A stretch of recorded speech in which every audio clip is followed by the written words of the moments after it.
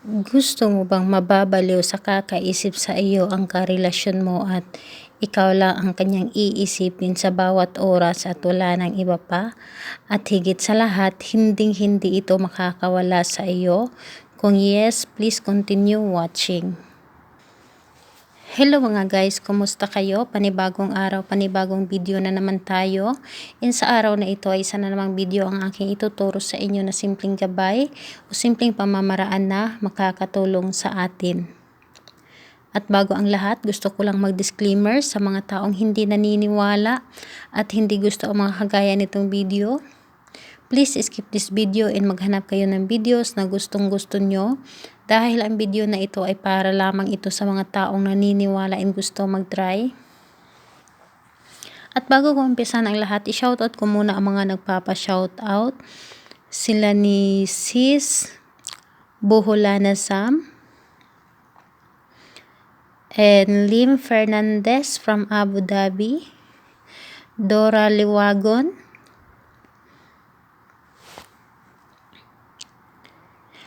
Nimpa Di Maya, De Partaza o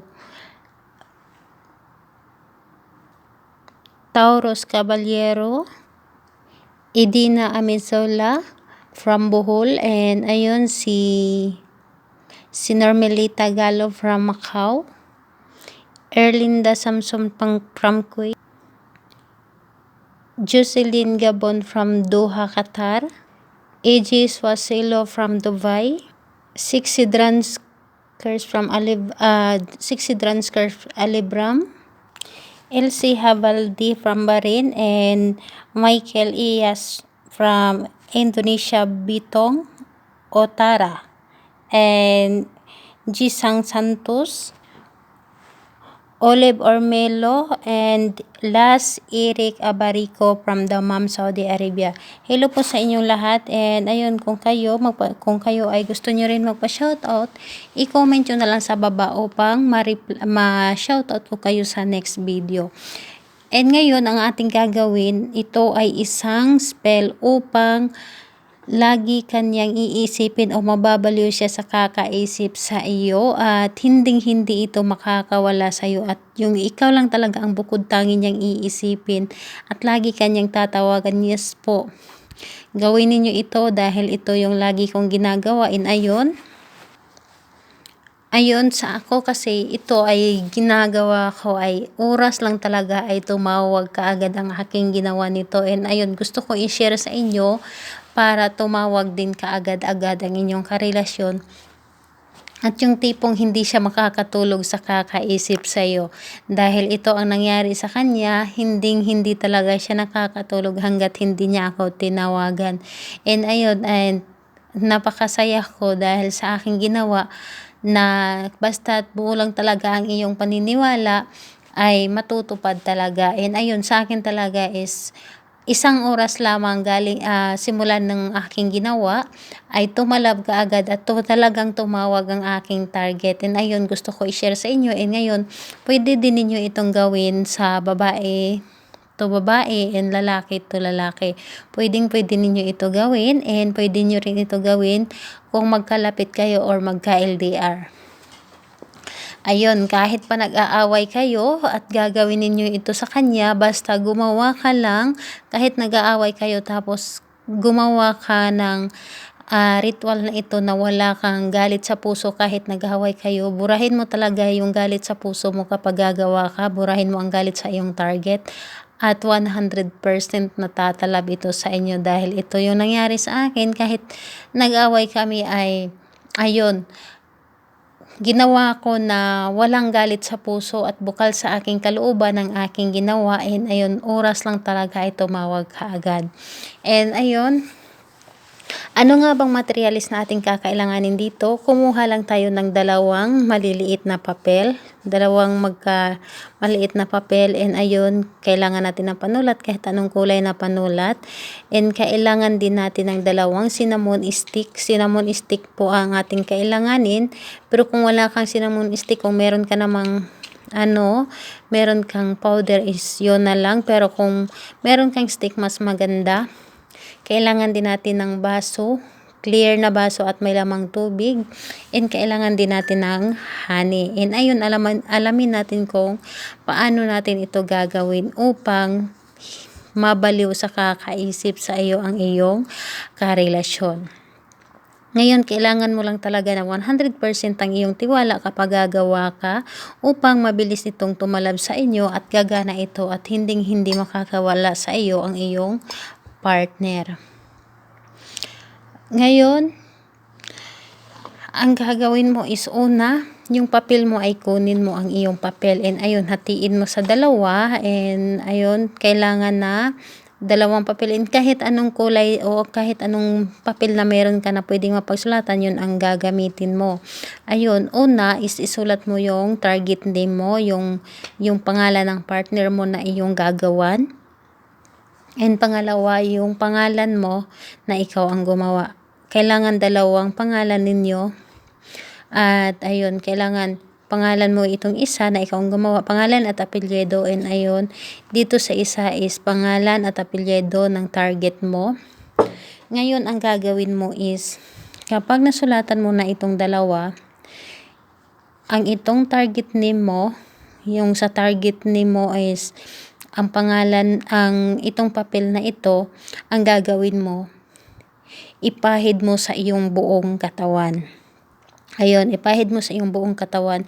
And habang pinapahid mo ito sa iyong buong katawan, ipahid mo sa mukha mo, sa ulo, sa lahat na sa buong katawan talaga. Hindi naman kailangan na talaga, ano mo lang, kailangan na yung damit mo, kailangan kapag may damit ka, siyempre ano mo talaga sa ilalim yung ito para sa balat mo talaga masintro ang itong papel na ito. Hindi pwedeng sa damit mo lang, kailangan masintro talaga sa iyong balat, umapahid talaga yung balat sa iyong palad, sa iyong mga sa mukha, sa ulo, basta lahat na sa iyong katawan, sa iyong basta sa buo na, alam nyo na yon. Ayun, basta hindi lang talaga okay naman na masagi sa iyong damit, basta kailangan na maanuhan yung balat ninyo, mapahid dito. Kumbaga, halimbawa is kung may pawis tayo, mas maganda na mapahid dito din yung ang pawis niya. Kumbaga napunasan, no, kailangan is hindi naman kailangan na may pawis talaga tayo. Okay na yun kahit wala tayong pawis at kailangan na sa ating balat talaga ito na din. Habang pinapahid mo ito sa balat mo, yung target name mo, ang gagawin mo, sasambitin mo siya palagi. Kumbaga kung ano yung nasa puso mo, halimbawa kasi ako yung ginawa ko is habang pinapahid ko sa mukha ko, sa ulo ko, sa dibdib, sa may kamay, sa balikat, ganun, pinahid ko sa katawan ko, habang pinapahid ko, sinabi ko yung pangalan niya at apelyido, tapos sinabi ko, tatawagan mo ako ngayon na, hindi ka makakatulog hanggat hindi mo ako matatawagan, mababaliw ka sa kakaisip sa akin, ako lang ang iyong iisipin, at sa pagtawag mo sa akin ay hindi ka na makakawala sa akin. Yun ang paulit-ulit kong sinasabi.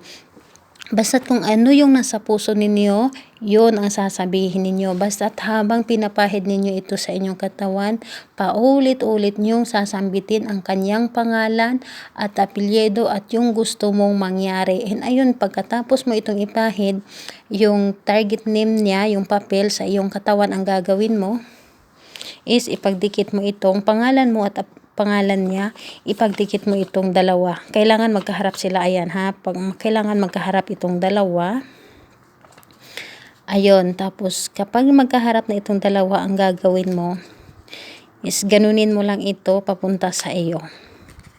At pagka ganito na, naging stick na, is pag-anuhin mo sila itong dalawa para hindi magkahiwalay. Kumbaga, habang tinitwist mo ito, sabihin mo pangalan niya at apelyido, hindi ka na makakahiwalay sa akin, hindi ka na makakawala sa akin. Akin ka lang habang buhay, mamahalin mo ako ng labis-labis, mamahalin mo ako higit pa sa iyong sarili. Yun ang sabihin mo, and ayun, i-tight mo talaga yung kailangan is anong talaga na siya na hindi talaga sila maghihiwalay. Ayun ang gagawin mo. And habang ginaganon mo is, ayun, sasambitin mo talaga yung pangalan niya at apelyido na ikaw lang talaga ang iisipin niya. Basta't galing lang talaga sa iyong puso. And ayun, kapag ganito na ang gagawin mo is ilagay mo ito sa may tubig. Ayun. Kapag nalagay mo na ito dito, ang gagawin mo is ilagay mo itong 2 cinnamon stick. At yung honey natin, iano mo sa papel. Kailangan yung papel is buhusan mo ng honey. Kailangan masintro talaga sa honey. Dahan-dahan na pagbuhos ng honey.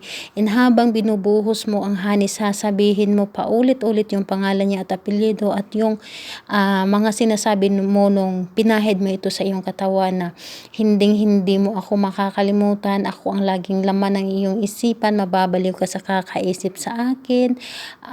Tatawagan mo ako ngayon na hindi ka makakatulog hanggat hindi mo ako matatawagan. Yun ang sasabihin mo habang pakunti-kunti lang hanggang masabi mo lahat yung mga kahilingan mo at gusto mong mangyari. And ngayon kapag kailangan isintro mo talaga, yung papel talaga ang buhusan mo ng honey. Hindi na kailangan itong mga cinnamon stick na yun ang buhusan mo. Kailangan is yung papel talaga. And ngayon, kapag nabuhusan na or naligo na ng yung buong katawan ng papel ng honey, ang gagawin mo is hawakan mo at kausapin mong muli pangalan niya at apelyido at ramdamin mo talaga sa iyong puso na pangalan niya at apelyido at sabihin mong hindi ka makakatulog sa kakaisip sa akin, mababaliw ka sa kakaisip sa akin. Ako lang ang tangi mong iisipin sa bawat oras at wala nang iba pa. Hindi ka mapakali hanggat hindi mo ako matatawagan, hindi mo ako makakausap, hindi ka makakatulog. Sabihin mo, hindi ka na makakawala sa akin habang buhay at ako lang ang iyong mamahalin. Sabihin mo na lahat-lahat kung ano man ang gusto mong mangyari sa kanya. Ayun, kapag nagawa mo na ito, ang gagawin mo is itago mo lang ito sa ilalim ng iyong kama kung may kama ka, pero kung wala ay pwede sa iyong kabinet at kailangan na walang makakakita nito at ilagay mo ito doon ng 15 days. 15 days mo itong itago. After 15 days is itapon mo na ito lahat. Wag lang ang baso, hugasan mo. And ayun, hanggang kung pagdating ng 15 days na hindi pa rin nagparamdam yung target mo, is pwede mo naman itong ulitin ulit sa paggawa. Pero maniwala ka lang dahil ako, 1 oras lamang ay tumalab kaagad. And ayun, sana ay makatulong ito sa inyo. And ayun, kailan nga ba natin ito gagawin? Gagawin natin ito ng Tuesday or Friday ng kahit anong oras dahil ako, ginawa ko ito is gabi. Ikaw na ang bahala kahit anong oras pwede mo itong gawin. And ayun, kung may mga katanungan pa kayo, i-comment nyo na lang sa baba upang ma-replyan ko kayo. And ayun, don't forget to subscribe to my channel. Bye bye everyone. God bless us all.